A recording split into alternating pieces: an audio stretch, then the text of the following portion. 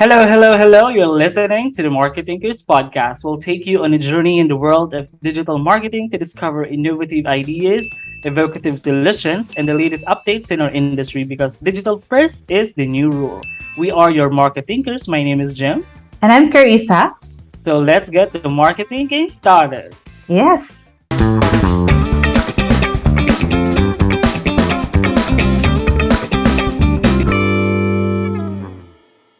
So All how right. are you doing, Jim? I'm feeling good. I'm back on my fitness goals. How about you? I'm going to start thinking about that this week. But we had a holiday yesterday, so it was a long weekend. It's a good thing for us here in the Philippines. Yes, I also had a great time for 3 days without work and just relaxing, watching my favorite series, and playing games. Okay, so for today, we have a very special episode again, and we are on episode 4. Yes. And our title is Branding That Move Audience to Action. And for today's episode, we have a very special guest all the way from the United States of America. Please welcome to the MarkeThinkers Podcast, Ellen. Hello, Ellen. Hi, Hi Ellen. guys. Hi Carissa. Hi Jim. Hi. I met you. This is the first time I talked to you, but I've been working with Carissa for a while. But Mhm. yeah, thank you so much for having me. It was actually a bit of a surprise when Carissa invited me, and of course she's a favorite of mine, so I couldn't say no. Yeah, So thank yeah, you. I'm so happy to be here and pretty honored. And I have to tell you guys, I have been invited to a few podcasts, but I never said yes. This is Wow. actually my favorite podcast. So I was a little bit excited about it. I did Twitch, I did YouTube interviews before, I did a few things, but for some reason I never did have a podcast of any kind. And I believe this is going to be aired on Spotify, right? So yeah, Yes. this is Yes. actually my first time ever on podcast. Wow, it's an honor. Absolutely. Yes. We feel very honored to be in your presence. Oh, Yeah. thank you. Thank you. All right. So, for a bit refresher to our listeners, can you tell us something about yourself? Yeah, so I started as I'm actually originally, I'm not sure if your listeners are mostly from the Philippines, but I just kind of like want to establish that rapport, that mentioning that I'm actually Filipino. And I graduated from University of St. Salle in Bacolod. So I'm an Ilongga. And I did my business economics in University of St. Salle. And then I dabbled a little bit of customer service in Manila.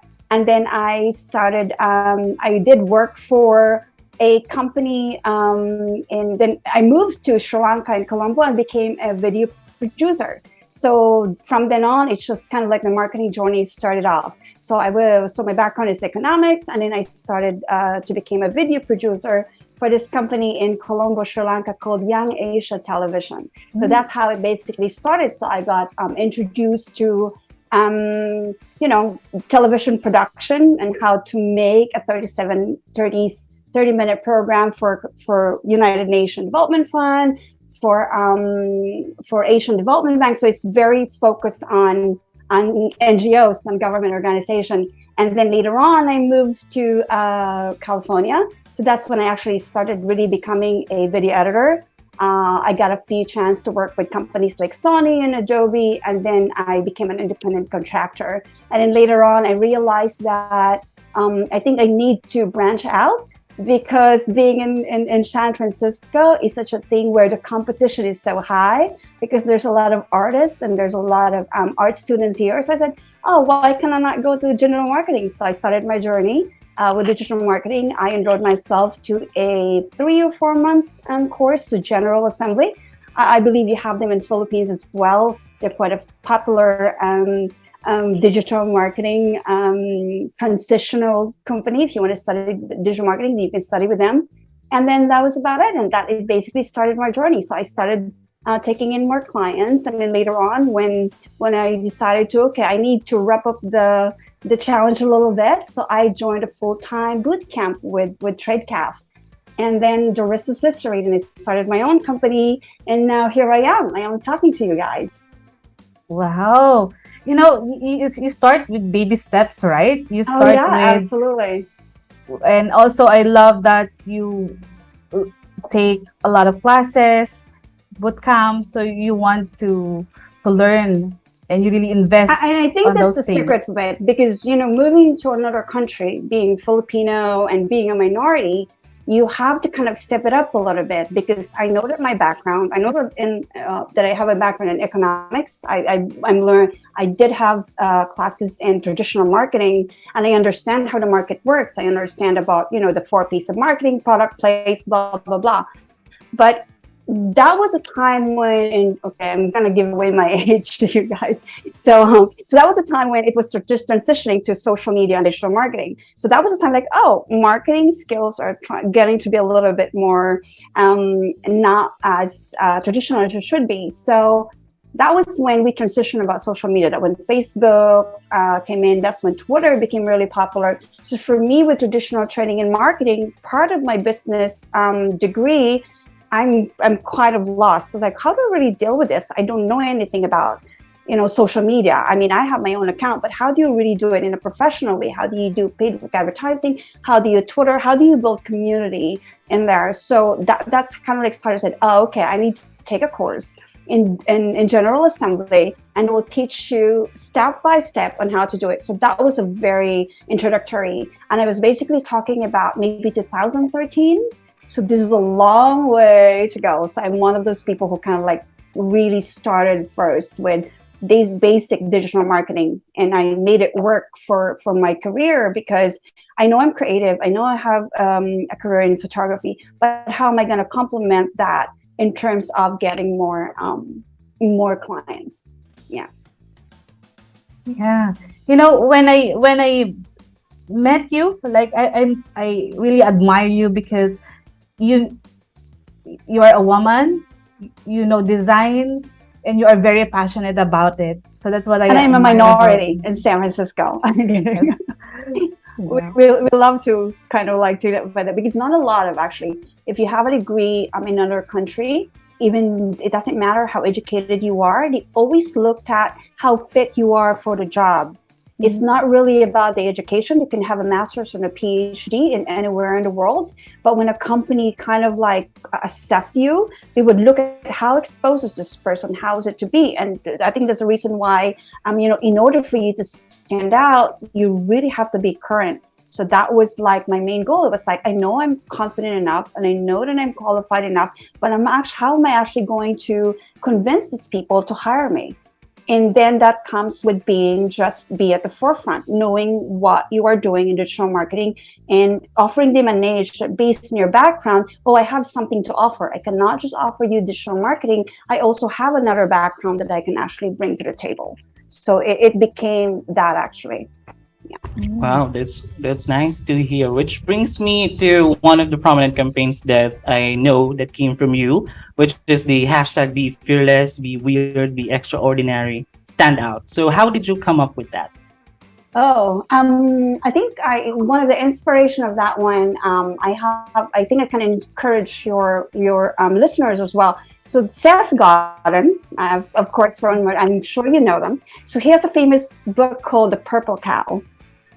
So the idea basically of the purple cow is that he's driving in a country and seeing all the brown cows, and he's just like, oh, a brown cow here, a brown cow there. And he was thinking, it was like, oh, this is, so that's basically, he said it's like the marketing. You go to a country, you see a lot of cows trying to get your attention, and they're all brown. And then all of a sudden, what if there is a purple cow while you're driving in a country? So obviously, it's totally going to take your attention, because there's no such thing as a purple cow. So I kind of like found into that. I was like, yeah, I think what is the concept and what are the kind of messaging that will actually kind of rely on the purple cow. And I think being fearless, being an innovator, being a risk taker. Because if you look at the concept, so if you Google purple cow, what is it really it's about? So purple cow is a concept where you build your product in a way that is very, very remarkable versus being ordinary. So you go to that remarkability and then you build it in your product. So I like that concept because of that. So if I am a purple cow, fan, and I'm in marketing, what I'm going to do is I am going to market to early adapters and innovators. And these are the people that goes on the line to buy an Apple product, for example, because they want to have the best camera, they want to have the best phone. I want this piece of the market, and how am I basically going to market to them? So the idea of being a purple cow is that I want the early adapters because they are equal to virality. If I want my product to be viral, I rather tap these people that are early adapters and they're innovators. And how can I do that? By being different myself, because these people are not going to be attracted with things that are normal, things that are boring. They basically are going to look at the products that are very, very attractive to them. And one of them would be being a purple cow, stand out, be fearless. I think it's about polarity as well. There are two kinds of people, the yin and the yang is the opposite of the other. Like one can be fearless, one can be fearful. One can be simple, one can be an extravagant. So I want to go for the extravagance because that's what marketing is supposed to be. And I want to attract the best of the best. And I love storytelling. So that's what, when I say be fearless, be innovative, that's what a story is all about. I love that. Yeah. And also to refresh everyone, when we say early adapters, they are a type of market wherein these are the group of people who are open to innovation, Absolutely. new products, and not afraid to try something new. So yes, they are the risk takers, and basically they let you cross the chasm. So the laggards are the exact opposite of them. Yeah. The laggards will just say, "Oh, they're already there. Let me follow them." So then, and in the middle is that. So yeah, absolutely. So I really want to market to those innovators, and because they're the ones that are fun to market with to begin with, and also about profitability. At the end of the day, when you know that you can tap them, then you know that your strategy will work to the late and the middle adapters, and then to the laggards. But you have to test the market to them first, because they're also some sort of like your influencer. They're the one who really talks about your product. And for me, they're very, very hard to catch. But when when you have the exact formula, they are just going to help you, sell your product, and you don't even have to pay for them. Yes. Okay, that's awesome. So, third question is, do you have any favorite campaigns, and why do you think they hit the mark? Oh God, is it like it needs to be a digital, or is it just like gonna be a traditional product? Traditional or digital will work. Oh, the very first thing that comes up with me is really, I have to be honest, it's Nike. Nike is just do it. And the way so I'm in San Francisco, and Union Square, there's one of the biggest showroom in Nike, and they have the biggest billboard ever. In terms of motivation, they just have the right message to people. Just say, just do it, and it can be anything. And I think I'm gonna say, okay. So I think someone told me before. I'm trying to remember it now. She said that if Hilton or Hyatt, I think it's Hyatt. If Hyatt makes shoes, you'd never know it's Hyatt, right? Because they're very plain in terms of branding and in terms. But if Nike starting hotels, you'd know it's Nike. So that's basically what it is. Like, I'd recognize if it's a Nike hotel, but I'll never recognize if it's a Hyatt shoes, because the thing that they put on their branding, it's just so much that they involve the community and such motivation and inspiration that they tap to a lot of subconscious other people, that they know exactly that I know exactly who am I selling to, that even if I'm selling a hotel and if I have a Nike product, I know what to do.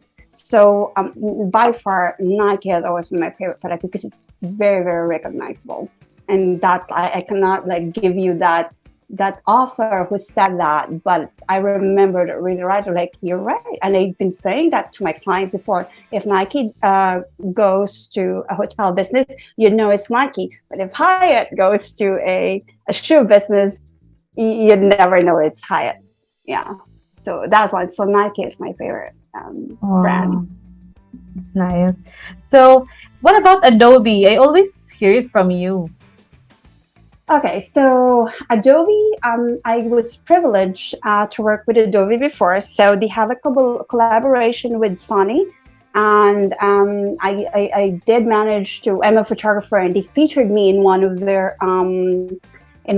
So in 2011, they started transitioning from a software to Creative Cloud. So you build a subscription based business. So I was actually part of the transition in a way that I did a lot of programs with them. I did a lot of videos with them addressing mobile creativity, Sani Vaio paired with Adobe, and that you can create being creative anywhere you are in the world. So that became some sort of a thing. So I did work with this with they have a department called Adobe TV. So that's basically takes care of all their education in terms of how to use Photoshop, how to use Adobe Premiere, how to use Adobe After Effects. I'm lucky enough to actually be part of that group, at least as a producer, to basically be part of the video editing part, the part of the collaboration where we would make videos for that particular thing to happen. So that's one of my favorite projects in a sense that in the process, they know that I was a photographer. They actually featured me in one of those events, and they said, okay, she's a photographer, and this is what she does with Photoshop. So I was a part of that campaign with the Creative Cloud that they featured me when they were in New York. They were just showing me on the video. I was doing all these, I was basically taking different pieces of elements in San Francisco, and I turn it in a way that image doesn't exactly look like when I took it. So it was a collaboration with them, and then I did a few videos for them, Sony Vaio, and then Creative Cloud. So that's why I always talk about Adobe, because it's kind of like as an artist, as a photographer, and at the same time as a video editor, they kind of like gave me a break to be able to show my skills. To be able to show my, as a photographer, and basically to show what does it mean to be creative all around. That I can have a small piece. I could have my Sony Vaio or my iPad, and I could be anywhere in the world. I could be in Italy. I could be in India. I could be in San Francisco or in Hong Kong, and I could literally like draw, and I could like do my social media and push it out in the world by not even leaving my hotel room. So that was, I think that's for me is digital first brand strategy. That was really, really awesome. Wow. Yeah. We should, is the video still existing in their channel? Oh, yes, absolutely. I have to find that. Every time I would look for work or would look for contracts, I showed it to them and they're very impressed. So it is the reason why I closed the deal. Yeah, I did work with a bell. It's called, I'm going to send you guys a link and you could probably share this to your listeners. It was featured before with it was a campaign between Sony Vaio. They played it in Singapore during the SIGGRAPH, and I think there was some conference, and then they were playing it. I was really lucky to be a part of it. To be honest. It's a Filipino, and it also helps that some of my I know the producer, so they kind of really nice and kind to me, and I was working with some of the videos that they actually did that. So it was more of a favor, and I just couldn't be more thankful to that. It's just like an opportunity after another, and I just worked. I didn't even plan for it. I was just surprised when they asked me. Yeah. Awesome. So as an artist, I always see artists that they have this, thumb. Every individual has a unique thumb. Excuse me, right? So as an artist, you have this branding in you. And I see that in all of your works, especially in ODSC.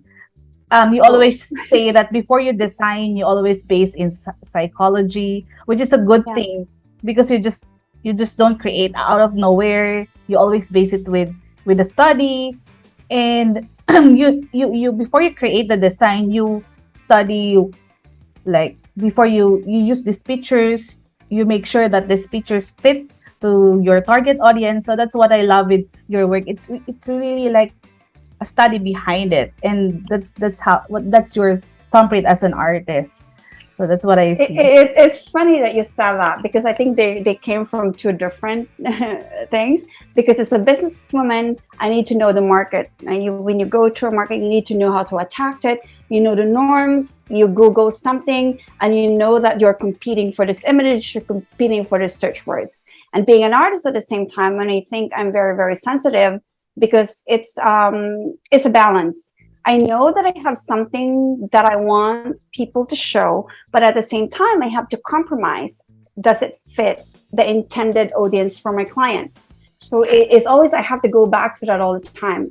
Being an artist, actually, in a sense that I know photography and I know what sticks. I know what grabs the audience, what is compelling for them and what is compelling for us. So there's that distinction. So I think at the end of the day, it's a balance. When you were talking about our that clients about with ODSC, even though I would go for something that is like compelling, I would still think about, does it matches my persona? Because at the end of the day, we have a lot. I hate to use the word stereotypes. I want to say it's persona profile.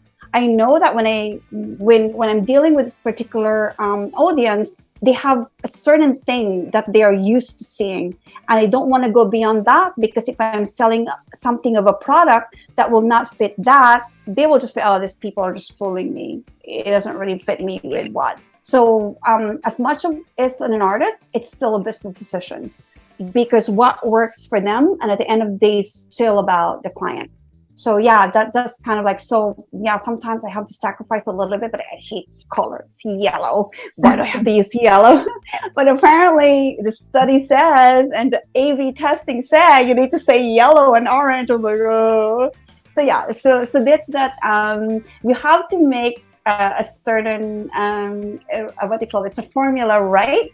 Once you got the formula right, when you grab the audience, then you can put in a little bit of the story, you can put in a little bit of, but you have to make the basic right. Like, I cannot give you a long CTA button. It doesn't matter what color it is. I'm just going to say, oh, what is it like? Yeah, so there's that. At the end of the day, it's business decision. And it's something that what worked for you, as, you know, I always look at this when you go to a certain website, you have certain expectations, and what kind of bottle will make you click.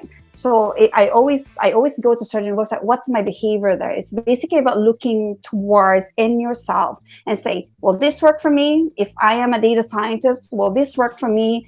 If I'm a nurse, or will this work for me? If I'm a digital marketing, if you're selling me something, what color a button works for me? So it's basically about looking at what your persona will like. So it's still about the persona. It's not about you as an artist. It's basically more about still what's the accepted norm in that particular industry, or in that particular, aspect. Yeah. Totally agree with that. Now, talking about the audience and branding in general, we all know that branding can affect the everyday lives of our audiences. So, for example, here in the Philippines, when we say toothpaste, the people always immediately think of Colgate. When we see a glass of cola, they always think of Coca-Cola instead of Pepsi. So, I think that's how branding can move audience to action or do something with a business. But what are the tips, do you think, about branding that can move the audience? This is going to be another podcast. So I don't know, the way I understand branding is about mental availability. Yeah. So there's a certain category: salience, brand awareness, and there's three things. So I didn't prepare for this one, actually. So I was like, I do have.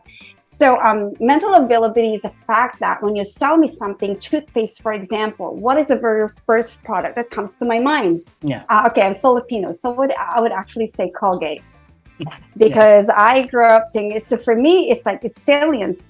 It doesn't matter what you say, but when you tell me toothpaste, I'm gonna say Colgate. And then so it's basically the very first brand that you think the moment they tell you the concept. So there are three levels of that, by the way. I need to have some sort of, because this is a very interesting one, because you'd be surprised, actually, like how much thought process that this one, that one in terms of branding comes in. Yeah. So let me like just like, because now you kind of like, you made me Google my, not Google it, but you made me look at one of my notes. So mental availability. So that comes under mental availability. Okay. So it's basically the very first one is about being salience. The moment you tell me something, there's a very first thing that comes in my mind. And then Pepsodent is just an awareness. For example, we know about Pepsodent, but it doesn't really come on the first mention of like, so that's like the second or the third choice. So for me, that's brand awareness. So in order for you to do that about branding, it's like you need to really have some sort of a good story and a good tagline, and it needs to be real, that they can actually relate to, that from the very beginning. Okay, let's take an example of like a lipstick. A lipstick would be about, so right now I have a Smashbox. Smashbox doesn't even come in as the mental, like the very first mental ability. Smashbox would be a little bit in the lower. So what, Carissa, what was the first lipstick brand that comes when someone asks you, say lipstick? Revlon. Yeah, there you go. So there it is. So mental availability is something that you basically think the very first mention of that category. And lipstick would be Revlon. Actually, it's true for me because I would always think about Revlon. So that is the thing. So it's a lot of work. Unless you find your niche, for example, you'll basically have to work for salience, because you need to be the very first product. Then you need to think about. This is probably going to be a different podcast, but yeah. So it's basically about mental awareness, and it's like the kind of campaigns that what you can do about it. But I would say that it's hard to answer right now. But as an advice, if you're a startup company, go for the story and be memorable, be fearless, because they'll never remember you in terms of salience if you don't really think about you to begin with. But it comes with loyalty as well. It comes with resilience. There's a lot of ways. There's no any answer to that.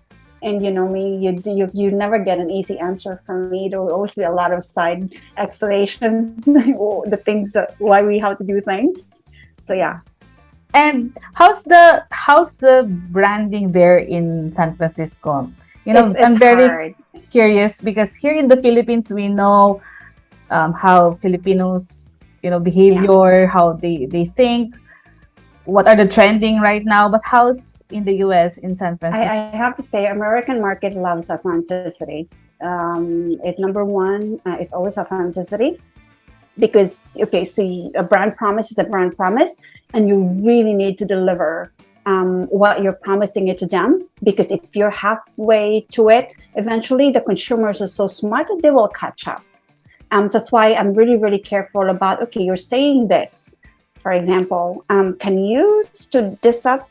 Can you actually defend this promise until on? So, after 5 years or 6 years or 10 years, can you actually stick to that promise? So for me, about brand promise, you have to be very authentic. You cannot just come out in the market in US and just say, oh, by the way, I promise this, but you can't really deliver it. So for me, the most important thing is brand promise, which is equals authenticity. And a lot, that's very the distinction. And that's the reason why people were able to go to make it in the market and not able to market because of that. And storytelling, I think I'm not sure which one is number one and number two. Storytelling is big in America. If you're here, you're not really selling the product. They will buy it because of the storytelling. As an example, would that be, a mix and match socks that they sell to 12-year-old? And they would actually say, oh, I have a 1 million sales right now for this mix and match. And they would like, how much are you selling for this year? Oh, it's 1 million. And then they focus on the story. The story is about this girl who goes to the school, is not very popular, he doesn't have a lot of, he's just not the most popular girl. And she's wearing a mismatch socks. And they say, hey, and then she would go to her friend and say, hey, I have a mismatch socks. And all of a sudden, this girl that girl talk about to the mom said, Mom, I want a mismatch. And then that story of the mismatch match, from 1 million, they have a sale for 40 million. So that's what a storytelling is about. The word of mouth is authentic. And then they know that they cannot just sell this socks to a 12-year-old into girls, but it needs to be a certain girl and it needs to be a certain like crowd. These are the girls who are like, I don't care about fashion. I just want to like wear something that is mismatched. And that's where it is and where they tapped it. So there's a lot of case study about that. The mismatched socks that you can look at. That's how normally American market like behaves too. I think it's a cultural thing too. Like I will not have the same approach if I'm selling to Korea. I'm not going to have the same approach if I'm selling to Hong Kong. But I know the market enough. I shall say that in America that they have a lot of bases and references that, oh yeah, this thing is going to work. But I'm not sure to other market. It's at the end of the day, it's about culturally and it's about, where you're at. Because it's a tribe. Like brand is a tribe that you have to kind of like align your offer to them. Yeah. Yeah. So what are the brands that you love there that possesses authenticity? God, I don't know. Do you buy? Well, it's just for clothing, for example. Yeah, maybe. There are some certain brands that I like, of course, because I'm, eco-friendly and something. So, God, I can't remember. I'm gonna be embarrassed right now. There is actually a brand I can't remember right now, but their branding is more about I think Fury. Fury is about they don't do child labor, they don't do certain things like they don't the material is they don't use dye that are like, because I'm big on I have issues like hormonal issues that if I wear something that will trigger chemical things, so I'm really, really careful. It depends on what I drink too. I only drink organic wine. So at the end of the day, it's like my persona, for example, I'm not a vegetarian, I'm a vegan, but I like clean products and I like eating whole foods. So if so my decision making when it comes to buying, it will always be towards that. So my favorite brand, like for clothes, for example, I actually like Fury and those things that says no child labor and like So it's more an ethical. Yeah, I'm more an ethical too. Like I'm not a vegetarian, I'm not a vegan, but I'm planning to be because I only buy from my local farmers as well. I have a farmer where I get my chicken and my rice. So it's more of a lifestyle for me because I have a condition. So I'm really, really careful about that. But yeah, it's that. Anything that is ethical, and I know, and I think consumers are smart enough when you know that you're fooling them or not. There are certain labels that you have to watch out that they say I'm free vegan and blah blah blah. So yeah, I'm really careful and say, is this where you just want this? Is this company just want my money or my business, or do they really care about? So it's about the caring, and are they doing something about the environment and the community? Yeah. See, I did not actually plan to talk about this. So that's authenticity. People know. Yeah. So it's authenticity, and I do real of what they claim to be. You cannot just fool me, say your eggs is organic when I know that you just raised it in a caged one when I want cage free and pasture raised. So it's a lifestyle choice, for example. So I'm just going there because to drive the message that authenticity like really works. And I think it's the same. Like even if you notice most of the YouTube superstars, they don't have any filter. The reason why they're very, very popular is just because they're being themselves. You know what I mean? So, and I think people are smart enough to figure it out that this person is claiming something that he or she's not to be, even with their influencers, and this product is claiming not to be. So you can't really fool people because at the end of the day, they're very smart to look at things. And so my advice would always be just like be authentic and just say what it is, and you sell what you sell. Give them a choice that these are your benefits and these are how you made it, and give the consumer the freedom to choose if they like you or not without actually claiming to be something else. Yeah. That's interesting. Jim, how about in the Philippines? What do you notice about the branding here? What are the products Filipinos love? Oh my God. I noticed it's about virality. I think the more feature you see it's not even about Philippines too. I think you see it everywhere. The more you actually see the product, it's basically ordinary products but promoted on television often. So then if they basically tap on the mind to say, this is the most, yeah. So it's a play of that. And I think a lot of countries whoever have the biggest advertising budget wins. Let's just say that. So sadly, I lived in Indonesia before. I lived in some parts of Asia, and I could see that whoever has the biggest budget in terms of advertising and in terms of production, or like wins. It's just because of that. And I think it's exposure. So the more you see them on television, the more you actually believe what they're claiming them to be. And I think it's true everywhere in the world. And I think we as a consumer are smart enough, but at the same time, we get swayed. It's because, the TV said that it's true. They're claiming this to be, I believe them.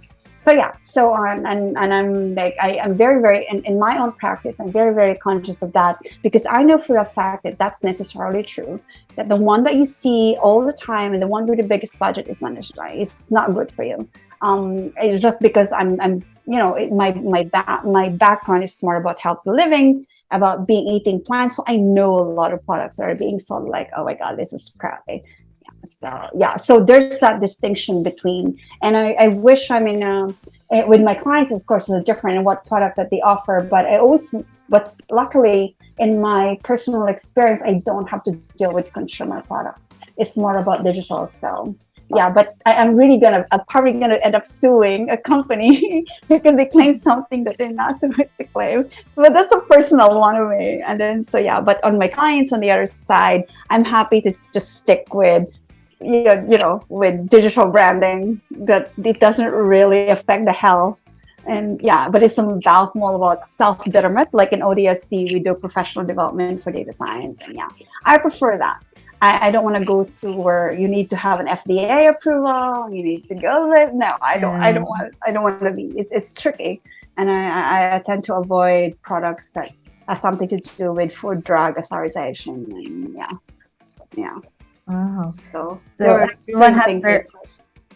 everyone has their own like core values or personal core values that they uphold, even, and they translate it in their work.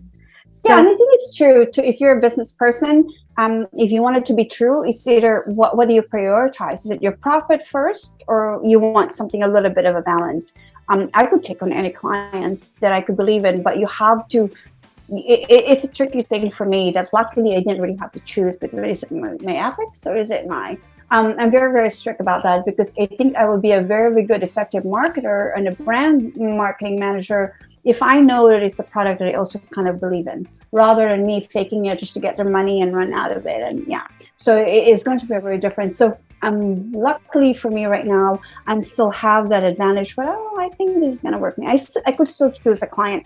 Is it worth my time? Is it not worth my time? Because I know they're not gonna make it in a way. So I do have this distinction of authenticity, and I think that's one thing that you need to kind of like, is it profit or is it a little bit of your ethics as well when you go into business like that? Yeah. So Jim, do you have a question? Yeah, I think it's about being digital first now. So do you have any brand in mind that you think is doing the digital first approach that you admire today? Oh God, I'll never go far away from. I think it's a classic example. I think this is not even Uber. You cannot go far away from, because we already mentioned Adobe. Adobe has that, but then since I already mentioned them about that, so maybe classic example would be Adobe, Uber, because they just made the first brand strategy basically just being seamless. Like you cannot go wrong when you have Uber. It's the experience, it's the seamless of the application, from fulfillment, from introduction to fulfillment. And I will never go far. And I think anyone who knows about Uber will totally like get that. And the fact that delighting the customers is when they open the app, they ordered Uber, and they get out of the cab, and you don't have to give their credit card. So for me, that was, I think I'm basing on my first experience with Uber. Were like, oh, there was not even Uber before. It was like black car. I remember the very first time when I ordered a black car, I'm like, oh, it's $50. It was $50 and per ride. And I was like, I'm going to this place. I ordered Uber. It was telling me, you're going to be charged $50. And then the guy came out in a suit and opened the door for me, and I get in, and then I close the door, and then when I reach my destination, thank you for riding with us, and everything's settled. Like I don't have to give my my card to him, and for me that was the experience. That's why I said that they are so far the best first run strategy. And the fact that they also disrupt the market of transportation, like they literally change not just San Francisco, US, but they also changed how the experience of transportation in Asia. Like, to be honest, I have a lot of friends in Philippines who would go to visit who's worried about the safety in taxis, for example. When I was in Bangkok, I was like, oh my God, if I'm going to be too drunk, what I'm going to do, so you know what I do? It doesn't matter how expensive Uber is in Bangkok. I would actually get picked up and get delivered to my place, and safety wise, because I know if something happened to me, the very last transaction that my credit card pulled out is going to be Uber. So it encompasses not just the experience itself of Uber is social. It's a confidence that the woman can be safe going through parties and stuff. And then I'm gonna go home. I'm from San Francisco, but if I'm in Bangkok, they're actually gonna take me back to my friend's house or to my hotel. Really, really safe, and I'll be fine. And if I'm gone missing, my family knows where to find me, because who was the last person I interacted. And I think for me, Uber changed that and disrupted the industry for that. So I've always been their number one fan because of that, because it covers a traveling experience wherever you are in the world that can actually, it's a solution that was just so great. And I don't know, I hope they realize what they're doing, but for me, it really does. Yeah. So they're actually my favorite brand, because I can go to Philippines, I could go to, I don't know, Turkey. Uber here? And I know. We don't have Uber here. I actually, a lot of my friends are taking Uber in Manila, and they actually, I think there is. Because I'm confident to visit Manila. So Manila. Because my friends in Manila are taking over, and I told them I just have Manila. In Bangkok, I was taking that for safety reasons. So it's more about confident and being safe. And I think you can place any value or money to that. I'd pay anything to be safe. Then I know that like someone could pick me up and drop me at a safe place when I wanted to be. And there's that credibility, and they can answer if I got missing. Like my sister would just go to Uber and said, hey, my sister took over. Where did you drop her last? So for me, it's that. So it encompasses a lot of social norms and society and safety and a lot of issues about women. So Have you tried? Yeah, awesome. Have you tried Uber Eats? I always hear. Oh God, yeah. Uber Eats is really amazing. I'm actually a big fan. The cost was so ridiculous that I have to stop using them. So I only do Uber Eats if I can pick up like a mile away from my place. Before I did. They actually saying that there was an article about it that Uber Eats, they were talking a lot about metaverse, but the real metaverse happened earlier than that. It actually happened on Uber Eats. Because the digital first experience is that you can order anywhere else in the world with Uber Eats, and then they can deliver it right in front of you. So that's basically like a metaverse. So I need to send you that article, Carissa, Jim. There was the thing about how they explained why Uber Eats is actually the first metaverse. Oh my gosh. Because literally it's drastically in front of you, in just a matter of like putting in an app, and it came from somewhere, and you can be anywhere in the world and you can have that same experience from the one in San Francisco. If you were living in Rome, if you're living in Israel, if you're living somewhere with Uber Eats, it's the same experience where I'm living, and then an app, and it appears fresh food right in front of your door in a matter of minutes. So that's what they actually say. The first metaverse is not on the metaverse we're using about Facebook, but it actually happened. Metaverse happened in Uber Eats. Uber Eats, yeah. Awesome. No, I need to send you that. Maybe you can share it to your listeners. That explanation, why is it called the first metaversical experience, is actually Uber Eats and not Yeah. something else, and not the metaverse that we're talking about. Mhm. Yeah. Okay. Sure. Actually, this reminded me of another like transportation app here in the Philippines. It's equivalent to Uber as well. We call it Angkas. So it's very Yes, I Filipino. understand that. I get Um, it. it's a company where customers can order a ride with a motorcycle, and there's a driver, and you'll sit at the back, of course. Yes.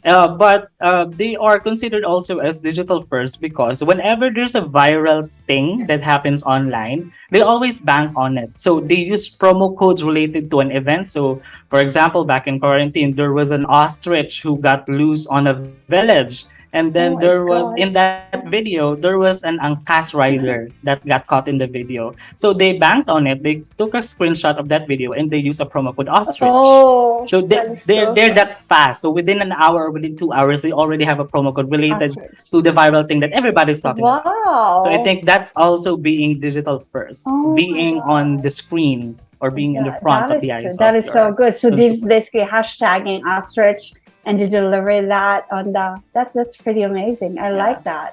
Yeah. So it's when you say digital first, it's basically about how you can actually have that image or that experience or that campaign, like, being related to a bigger group, like blast it, and then they will actually adapt to it. I Yeah. like that idea. I will remember that. I will probably talk about that with my other clients about, hey, we need to do hashtagging more. Yeah. Carissa's listening. We already have something in mind. Like, Carissa, what can we do with our clients to have that ostrich version of Angkas? Yeah. That's I've been so meaning fun. to use angkas because it's very popular here in the Philippines. Even Chinese here, Angkas. even What's the version of that in English? Like, say that will bode well with the American market. motorcycle. Angkas I'm means, not sure. it's like, I don't know, It's like Angkas. Yeah. back ride. Yeah, Because you're sitting in the back. Yeah. piggyback, back ride. Yeah, that's sort of a thing. I think you just have to explain it in a way that they can relate to. Angkas or back ride or Yeah. ride share. No, ride share. Yeah, back ride, piggyback. Yeah, no, that's good.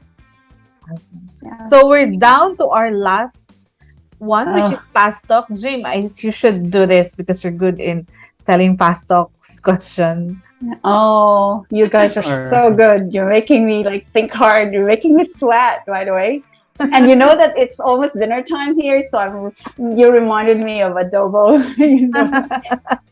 I really miss Well, adobo. we all I'm a love terrible- adobo. I know, I'm a terrible cook. Just so you know, like, oh God, it's 7 p.m. The sun is setting down. And yeah, I wish I could have adobo right now. Maybe I will after Yeah. talking to you guys. All right. But before we proceed to the fast talk, let me ask you, what's your final tip about branding to all businesses out there? I think I said it earlier when it started from the very, very beginning.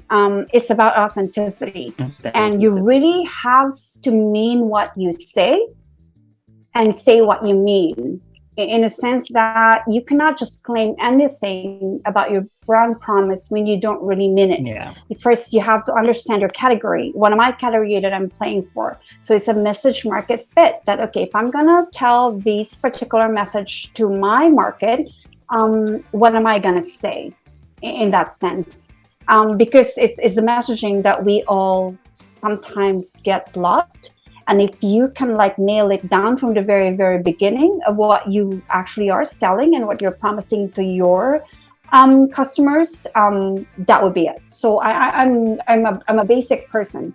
Ideas comes after, but I really want to nail down with the basic. So just being true to what your brand promises for me is the main thing.